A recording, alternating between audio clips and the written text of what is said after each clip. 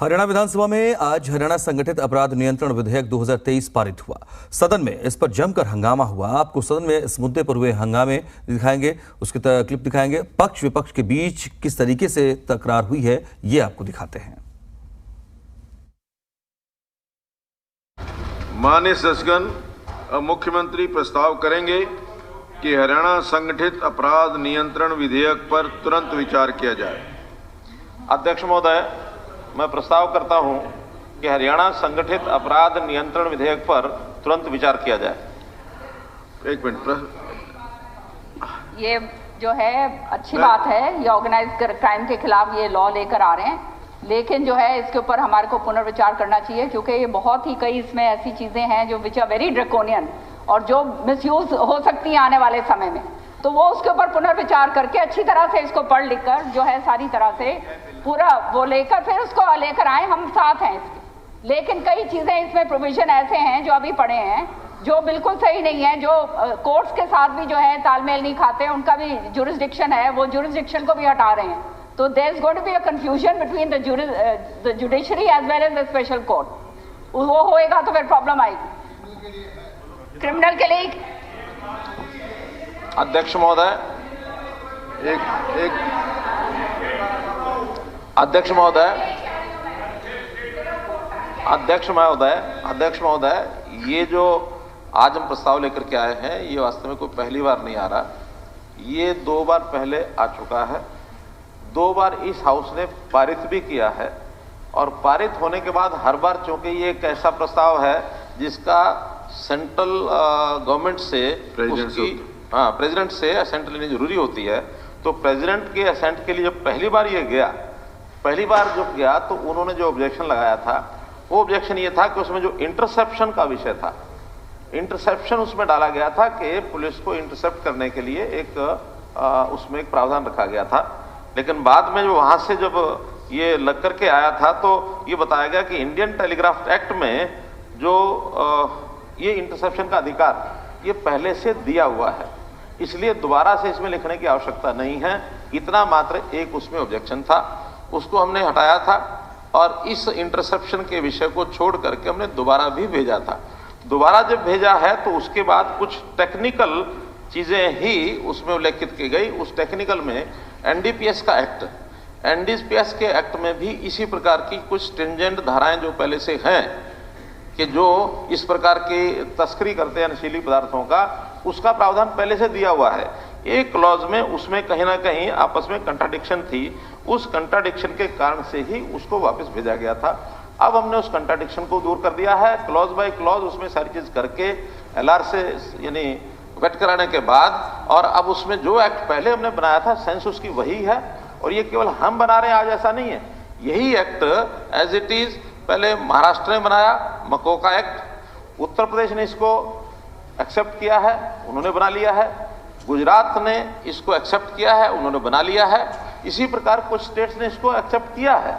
और जहां जहां कुल मिलाकर के इसकी आवश्यकता महसूस होती है वो आवश्यकता बहुत महती आवश्यकता है। हम देख रहे हैं कि हमारे यहाँ अपराध ठीक है हर एक स्टेट में होता है कम ज्यादा, लेकिन कहीं कहीं उस अपराध का स्वरूप ऐसा बन जाता है कि अपराध के खिलाफ जो बनाए गए सामान्य कानून हैं उसमें ये जो बड़े बड़े अपराधी हैं, गैंगस्टर्स हैं, ऑर्गेनाइज्ड क्राइम जो करते हैं, वो उसका लाभ उठा करके उसमें छूटते भी हैं। सो फॉर सो इस हाउस की चिंता तो इस बात में हो जाती है कि हमारे कितने विधायकों को और कॉल्स आई हैं। अभी आज भी मुझे बता के गया कि महम के अंदर कल ही कोई कॉल आई है और बहुत लोग वहां परेशानी हुई है। तो ऐसे लोग जब इनकी जड़ें ढूंढी जाती हैं तो वो जड़ें ऐसे ऑर्गेनाइज्ड क्राइम के साथ मिलती हैं, और वहां अब चूंकि हमारा पंजाब प्रदेश पड़ोस में है, जिस प्रकार की चीजें वहां से चल रही हैं, क्राइम वहां करते हैं लोग, जो है वहां हरियाणा में भी कुछ पकड़े गए हैं, किस प्रकार के सारे विषय खड़े हुए हैं। आगे चल करके ये बहुत बड़ा एक विषय से बनने वाला, हमको तुरंत इसको संभलना चाहिए। और कुछ पावर्स, और ये पावर्स ऐसी नहीं कि तुरंत कोई अचानक कोई उसमें से उसका उपयोग कर लेता है। बहुत सी ऐसे सेफगार्ड्स पुलिस के लिए भी रखे गए हैं जिसके कारण से किसी आम आदमी को चिंता करने की जरूरत नहीं होती है। और इसके लिए स्पेशल कोर्ट्स का भी प्रावधान दिया गया है, हम स्पेशल कोर्ट्स का गठन भी कर सकते हैं। इसलिए सब चीज़ें बहुत एलेबोरेट तरीके से की गई हैं, हम इसको डिले नहीं कर सकते हैं। और डिले यदि करेंगे तो कल को कोई बड़ा नुकसान अगर होता है तो हमारी ये जो डिले है ये उसमें जिम्मेवार हो सकती है। कोई सुझाव ऐसा विपक्षी ओर से कभी भी आएगा, आ जाए या बाद में आए, लगता है कि कुछ नहीं बाद में अमेंडमेंट तुरंत करेंगे ना। आखिर अमेंड करना तो इस हाउस का काम है, हाउस जो है कहीं बाहर नहीं है। हाउस में अगर कोई इसको अननेसेसरी डिले करता है तो हम पहले ही हम बहुत इसमें फंसे हुए हैं। मैं आपको कितनी घटनाएं बता सकता हूं, हमारे उद्योग, हमारे ऐसे और तो और ये सारे क्रिमिनल्स अब आतंकवादियों के साथ मिलकर, देशद्रोही गतिविधियों के साथ मिलाकर और कितनी भूमिका में चले जाते हैं। ऐसे ऐसे गिरोह हैं, हम जो कुछ करते हैं एक कदम, वो 2 कदम आगे जाकर के उन चीजों को भी तोड़ते हैं। इसलिए ये एक स्पेशल एक्ट उन्हीं लोगों के खिलाफ है जो उसके मंसूबे उनके तोड़े जा सके, जो एक ऑर्गेनाइज वे में और प्रदेश की जनता के खिलाफ षड्यंत्र रचते हैं। इसलिए हमको इसको लाना है, जरूर लाना चाहिए।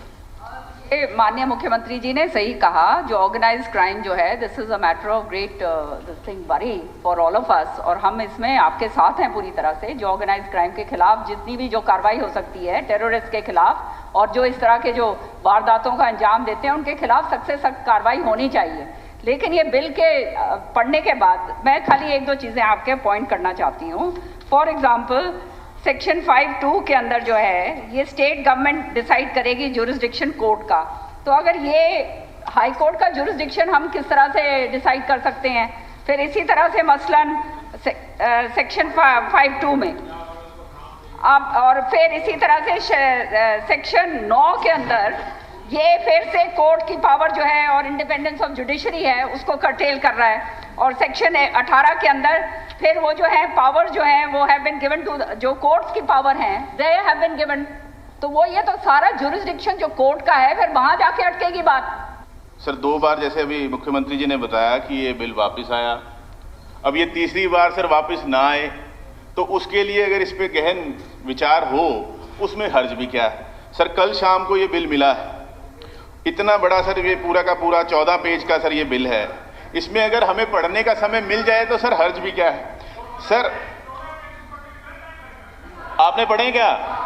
आपने पढ़े? बताइए, ऑर्गेनाइज्ड क्राइम की डेफिनेशन बताइए आप। अध्यक्ष महोदय, the Haryana control of organised crime bill, sir कभी भी सर जब किसी शब्द की परिभाषा की जाती है, उस परिभाषा में उस शब्द को तो नहीं प्रयोग में लाया जाता, बेसिक बात है सर। इसके अगर पूरी तरह से मतलब होशोवास में अगर इसको पढ़ोगे तो मेरे को लगता है लोकतंत्र के अंदर तानाशाही का रास्ता साफ किया जा रहा है, पुलिस स्टेट बनाने का रास्ता साफ किया जा रहा है। क्या पुलिस दूध की धुली है? पुलिस तो मैं कहता हूं कि इसके अंदर लिखो ना कि अगर पुलिस वाले गलती करेंगे तो उनके साथ भी वो क्रिमिनल वाला ही फैसला किया जाएगा। अकाउंटेबिलिटी किसकी है? इसके अंदर तो एकदम से जैसे वो जो हाथरस वाले केस में कप्पन को पकड़ के 2.5 साल अंदर ठोक दिया था ना, वो कानून है ये। और पुलिस स्टेट बनाने के लिए अगर सदन सहमत है तो आने वाला इतिहास आपको माफ नहीं करेगा। आप लोकतंत्र की हत्या का रास्ता खोल रहे हो। ये वेलफेयर स्टेट है, ये पुलिस स्टेट नहीं है, राजवंश नहीं है। इस लोकतंत्र का नाश ना करो, संविधान के खिलाफ कानून बना रहे हो। ये मकोका और यूएपीए यहां जरूरत नहीं है। अपनी होशोबाज से नीयत ठीक रखो, सारा काम ठीक हो जाएगा। पुलिस की नीयत ठीक कर दो ना, अकाउंटेबिलिटी तय करो। जब अकाउंटेबिलिटी किसी अफसर की नहीं है, पकड़ के जिसको मर्जी अंदर कर दो, तो जब तक फिर ना उसमें प्रोसिक्यूटर कौन है? सरकार है, वो भी पुलिस ही है। अगर सारी पावर सरकार को ही देनी है तो एक नागरिक के अधिकार के ऊपर डाका डालने का अधिकार हम इस कानून के तहत नहीं दे सकते।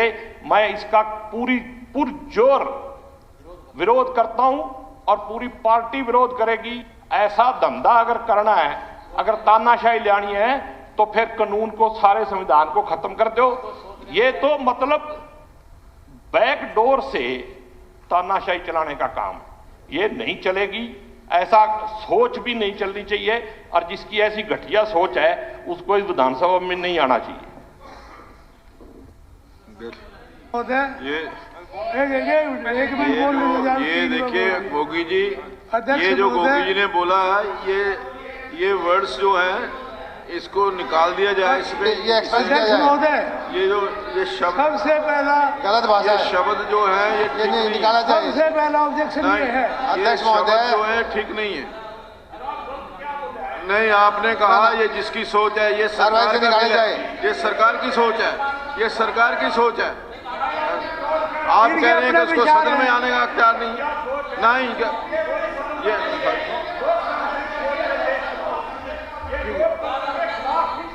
ये नहीं, बात ये नहीं है। आप कह रहे हैं कि जिसने मुख्यमंत्री जी एक आश्वासन दे दो कि अपराधियों के लिए है, कांग्रेसियों को डरने की जरूरत नहीं है इससे। ये क्यों डरे हुए? अध्यक्ष महोदय,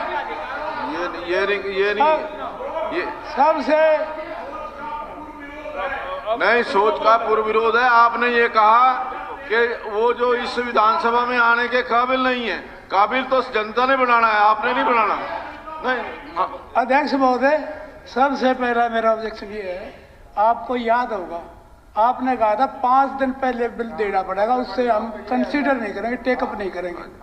तो ये अंदर इसलिए नहीं पड़ा, अगर आपने 5 दिन का टाइम है, 5 दिन अभी कल नहीं, आपकी स्टेटमेंट है स्पीकर साहब, आपका तो वोट जो है परमात्मा के समान है इस असेंबली के लिए। आपने जब कह दिया एक नहीं, बिल्कुल कहा, ये जो आया बिल जो आया, तो फिर उससे आप बैकआउट कुछ ऐसा नहीं है कि ऐसा नहीं है कि बिल्कुल बैन हो गया। कोई इमरजेंसी बिल आता है, इमरजेंसी बिल आता है, उसको एक्सेप्ट नहीं कर सकते।